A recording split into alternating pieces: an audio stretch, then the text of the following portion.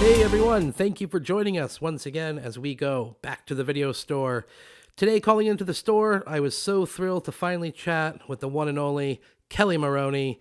Kelly's a woman of many talents. She's a classically trained Shakespearean actor. She then killed it on the soap opera scene and then moved on to her film debut as the lovable Spirit Bundy Cindy Carr in Fast Times at Ridgemont High. And then Kelly went on to star in a string of films that absolutely earned that cult classic stamp of approval, with 1984's Night of the Comet, The Zero Boys, and one of my personal favorites, 1986's Chopping Mall.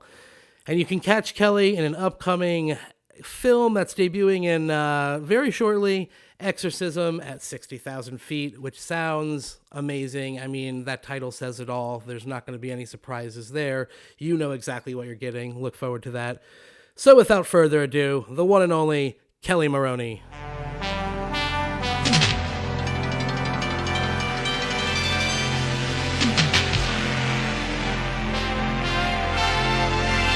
Hey there, all you teenage comet zombies, and thank you for joining us here back at the video store. We are so excited because today with us we have the one and only Kelli Maroney. Thank you so much for being here, Kelli.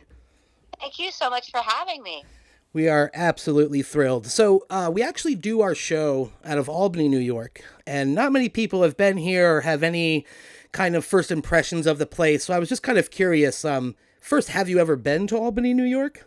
Isn't that the real New York? That Manhattan is not the capital. that is Right? that is the capital, and most people don't realize that and don't ever come up this way, That's unfortunately. because education is so poor these days. I was taught that Albany was the capital. I remember it well. Awesome.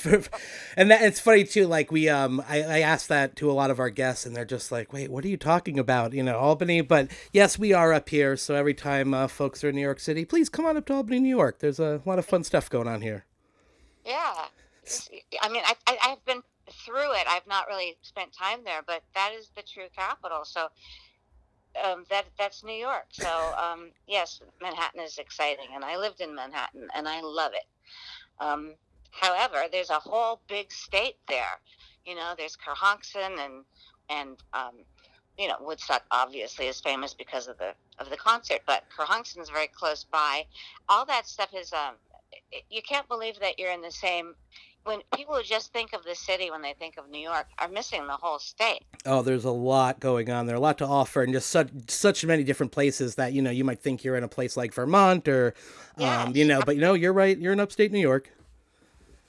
Yeah, so I went to conservatory school, a summer program up in Kerhonkson, and that's why I happen to even know the name. Oh, okay, And right. yeah, and I thought, wow, this is really, it's really like God's country up there. The air is fresh, and who knew you were in New York City? Because you're not in the city. Of Now, course. no slam against Manhattan. I adored living there, and I miss it to this day. Oh, absolutely. Yeah, no, I try to get down there every time, every chance I get. But yeah, it literally feels like a world away, even though it's about 3 hours from us. Mm-hmm.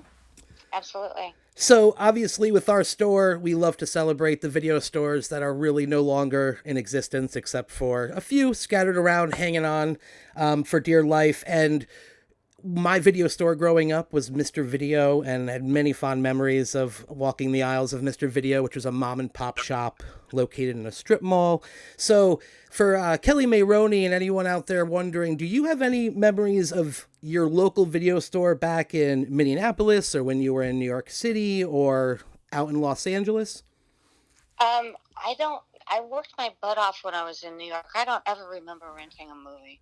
However, honestly, I don't even remember. I mean, I barely remember seeing a movie. But when I got out to California, it's very much more of a rent a movie mall culture out here, and that's when I really discovered the. And there were so many, like, yes, mom and pop, but also very very hip video stores out here. We had Blockbuster. You can't. You just couldn't beat Blockbuster. They had everything.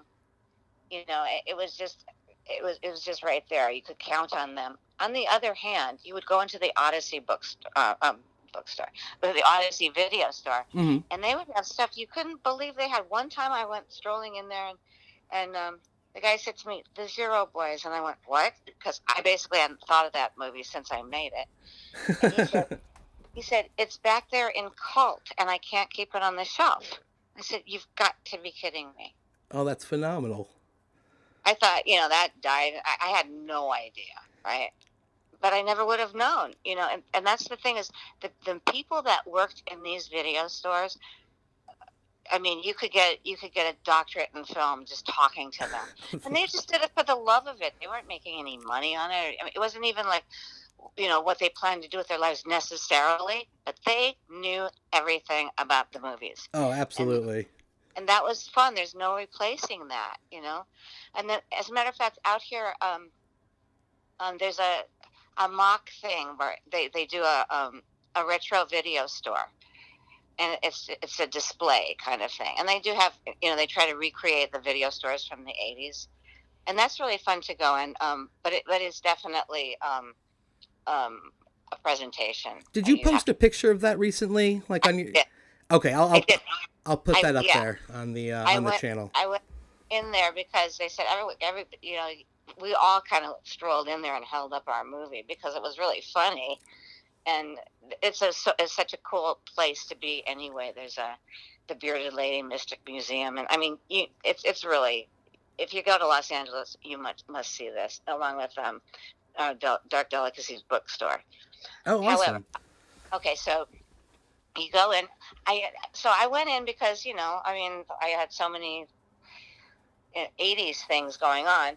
So I went in, and all they had was the Zero Boys. I said, what are the rest of my movies? And they said, well, they either were, I don't know if they were selling them or got stolen or like whatever.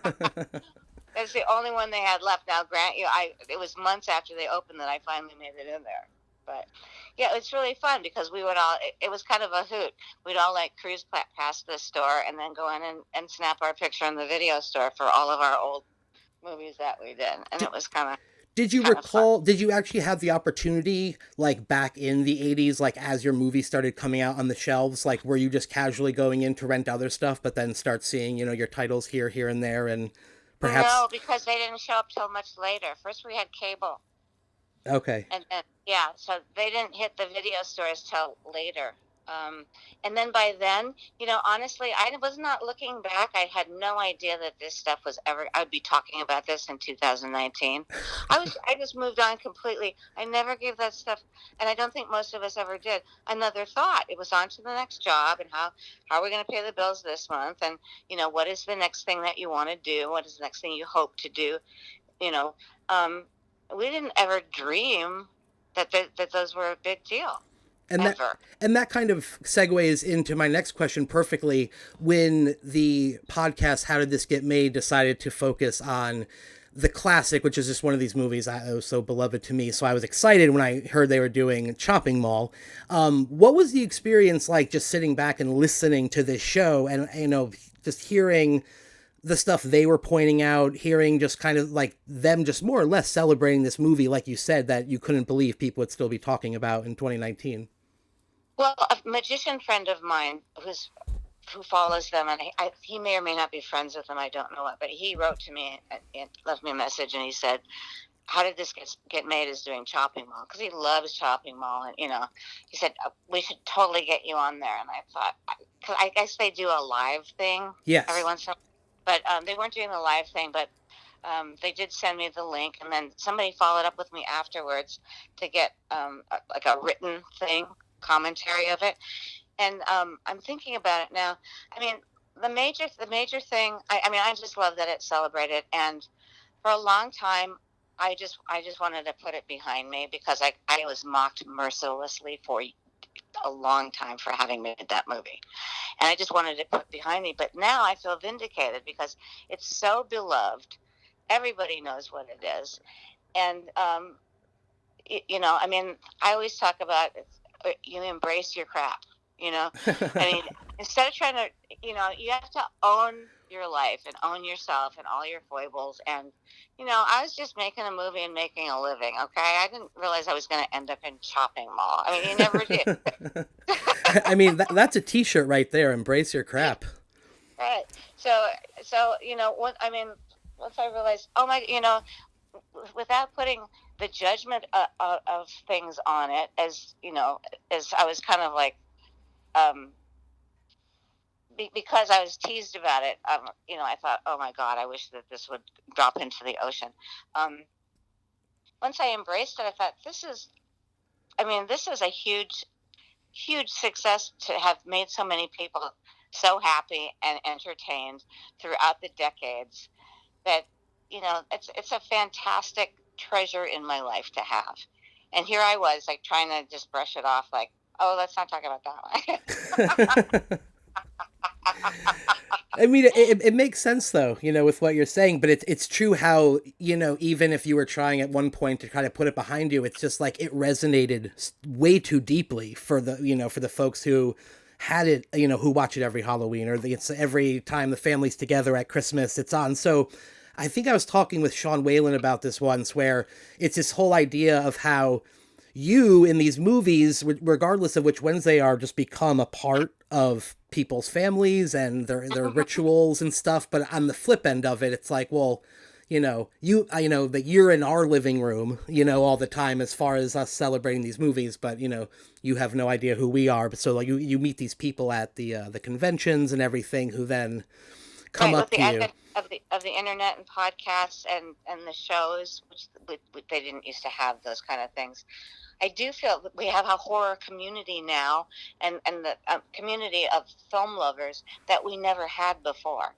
Yeah. And it's really exciting because I do get to talk to everybody now who's seen it, and I get to hear these stories that just, I mean, that you'd never ever hear. And I feel bad that people, throughout history have never gotten a chance to hear other people discuss what they did, like we have the opportunity to hear it, because we would never know, right? If for the internet and for cable, and see, if it wasn't for cable, had those movies running over and over and over again, and it became part of the culture. Yeah, I know for a fact I had Chopping Mall on like a blank cassette that I got off like WPIX or something like that, and then of course just watched it over and over and over again because that was your only way of getting it. And that's how it did become, you became a household name to so many folks. So then now to be able to, just let you know how much, we love these films and whatnot. And even I was just watching did you have a chance to watch the new Stranger Things season? No, but I'm going to watch it today at some point. I mean, it's crazy, all the Fast Times at Ridgemont High. I mean, obviously I know in a few interviews they've name dropped that as a lot of inspiration. But I'm still waiting to see the cheerleader walking around the mall. I haven't spotted one yet. That might be the Kelli Maroney tip. I'm going to say something snarky now. I'd love to see this cheerleader walking around that show. I know. Hey. Hi. I know, right? Wonder Woman, 1984. Stranger Things, 1984. American Horror Story, 1984. I'm sitting right here. 1984, people. Listen up, folks. Kelly's available and wants in. That's all I'm saying. How about, tossing me a little guest spot or something? Hey, and I was actually going to bring that up too in regards to Night of the Comet. I actually, I think some of the folks have always pointed out the similarities between Buffy the Vampire Slayer and you in Night of the Comet, and even Joss Whedon has pointed out and given an acknowledgement that he's inspired. However, I feel like, with all the success he's had in life and all these franchises he's involved in, that, he could... Do you think it's fair that perhaps it'd be nice if he, threw out the branch there and said, hey, why don't you come on to one of these projects we have going on? Well, here's the thing is, the reason that people love you is that you're frozen in time. And a lot of my friends have the same problem. They actually don't want to see us coming through the door today. They want to see that person that they grew up with coming through the door. But no. Anyway, I think this business is so zen, and you get what you're supposed to get, and you can if you're supposed to play a role, you'll get it if you're on top of Mount Everest by yourself. You'll get the phone call somehow. And if you're not supposed to get it, you can go sit by the door and beg them every day to give it to you. And because it's a spiritual path. I swear to God, it's like Zen. And it becomes like, don't take it all too seriously. Don't take any of it personally. You're going to have your highs and your lows, and you just have to keep doing your work and not let them sway you. So it's real, that's you get what you're supposed to get. So I'm sure that whatever I'm supposed to get is going to be better than anything I could possibly have imagined. Oh, So absolutely. whether or not, I just think I had to laugh. I went 1984. Hey, actually, Barbara and I are in the trailer for Superwoman 1984. We're waiting tables in the restaurant in Shopping Mall. In Wonder Woman. Oh, Yes. okay. You said Super. We got me like confused, but Oh, yeah, I did. Oh, yeah. I'm I was sorry. like, wait, what? I meant Wonder So Woman. in the trailer for Wonder Woman 1984. Yeah. Oh, that drives me crazy. But yeah, okay, I see what you're saying. But Yeah. you got at least another nod, but not hey, I'm right here. Come on. That's it. I keep doing what I'm doing. I'm sure that. I mean, in a way, I would prefer to just have Act Two be about what I'm doing now and have nothing to do with what I did back then.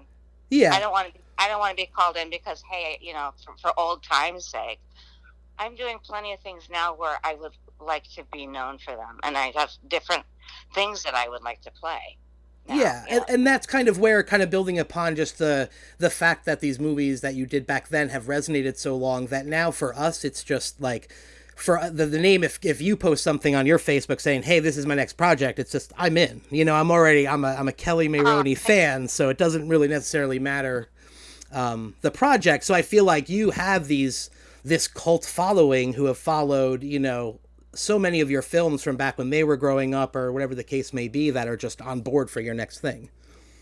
I mean, that is so priceless. I mean, just to sit here and think that people support you in what you're doing, and that that they like what you're doing, and they're it's I can't even describe the feeling, because you wouldn't know it otherwise. We would have no occasion to hear about it. And it means so much to me. And I think it means, I don't think I'm speaking just for myself. I think it means a lot to, most everybody. I mean, that's what makes, that's why we exist, is because the fans thought, the fans held it in some sort of, a beloved place. That's the only reason we exist. Exactly. Yeah, that's so true. And that just, I think over time, it's just, if you get lucky enough where the name kind of transcends the film, and I feel like you got, with some of those films you were in, just kind of really surviving the test of time. That, yeah, especially in the I'm involved in a Rocky Horror Shadowcast, so we do a lot of conventions, and when they're throwing out names of who do you want to see there, I mean, I always see your name on a list. So I just know so many people are just wanting to get a chance to meet you and let what fans of you they are, is not just specifically a film you were in. Oh, that's cool. I really try to make those shows so much fun. I mean, yes, I did actually get to nervously meet you in Massachusetts at Scaricon, and it was one of those things where it's just like, ugh, I can't just sit there and be like having this big long conversation. But so I was probably just one of the nervous people who disappeared into the various folks you met that weekend. But it was just such a trip, though. You know what I mean? I feel like you try to play it cool, and it's just, oh yeah, hey, how's it going? And then afterwards, you're like, whoa, that was awesome. So it's definitely, I really appreciate you even still doing the con appearances, and I know a lot of folks appreciate it as well. Oh yeah, well, I mean, it's otherwise, like I said, I wouldn't have any idea. That would be weird. That would have been really sad, if there was no fan interaction and stuff, and I lived my whole life never even knowing. Oh yeah, that you're still celebrated, after a long time going. That's actually kind of even scary, and I'm sure that happened to a lot of people too, before there was any way of letting them know. Yeah, and I'm sure that leads to a lot of becoming very cynical, after years of feeling that way. So it's nice to be able to tell these folks that hey, we're fans, Yeah, I can't tell you like I said, I mean, it sounds kind of creepy, but we don't exist without you guys. Right. Well, again, exactly right. Yes. Am I talking to anybody? So I'll get things. My good fortune, I cannot believe my good fortune that boom, boom, boom. Like every time I did something, it stuck. It was just that's magic. And I know that I have a life that most people would kill for in terms of longevity of those movies. Yes, they're not Sophie's Choice, but that's okay. Well, I think when you're watching Stranger Things, you'll even see like they do so many nods to even Fast Times that it's just it's remarkable. Even like the whole even that movie alone. But I will kind of wrap things up with you. But I just had one more question for you. It's kind of tradition here at Back to the Video Store is for our guests to add a staff pick to the shelves here. So some of the movies we have in the staff pick section right now is we have Critters. We have The Color Purple. That was Renly Santiago's choice. Jaws was selected by Jason Lively, and then recently we had Michael Nathanson. He put up Time Bandits. So I was wondering, if you were working in the video store, it's the late 90s, and you have so many choices from the 70s, 80s, and 90s, do you have a movie that you would want up there as Kelly's pick? That's a good question. Rosemary's Baby is the first thing that comes to mind. Oh, fantastic. I even have a copy in VHS that I can put up on the shelf tonight. Absolutely perfect choice. Isn't that funny? It's so funny how if you stop censoring yourself, things just pop into your mind. That's the key to life, I swear to God, is stop censoring yourself. and embrace your crap. And embrace your crap. Well, thank you so much, Kelly, for joining us in the video store today. It's been a pleasure. Really a pleasure talking to you, too. Thank you so much. Oh, no problem at all. And folks can check you out at KelliMaroney.com. And I have to tell you one thing. Please. I love the way you're saying my last name, so I didn't say anything about it, but it's actually Maroney. Maroney. Don't change it because I really like the way you're saying it better. Maroney? Oh boy. Now I'm embarrassed. It's okay. No, I didn't want you to go, oh my God. I said, no, please. I think it's great. But I did kind of have to say at the end. But now I'm going to forget which is the wrong way and which is the right way. So I'll try it one more time. Thanks again, Kelli Maroney, for calling in to the video store. And everybody, thank you for joining us. And remember to be kind and please rewind. Thank you.